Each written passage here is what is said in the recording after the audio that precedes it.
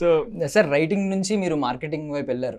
So అడ్వర్టైజింగ్కి వెళ్ళారు. And main ఏంటంటే మీరు చేసిన ఎలక్షన్ క్యాంపెయినింగ్ మీకు చాలా పెద్ద పేరు తెచ్చిపెట్టింది అప్పుడు. చాలా డబ్బు కూడా వచ్చింది. సో ఆ నేను తర్వాత డబ్బు కోసమే చేశాను, అనుకోకుండా పేరు కూడా వచ్చింది. సార్ ఆ తర్వాత మంచి ఆఫర్ గ్రే అమెరికా నుంచి ఒక ఆఫర్ వచ్చింది వచ్చింది, అవును. మల్టీనేషనల్ కంపెనీ నుంచి. బట్ మా మీరు తల్లి గారిని వదిలిపోలేకపోయాను.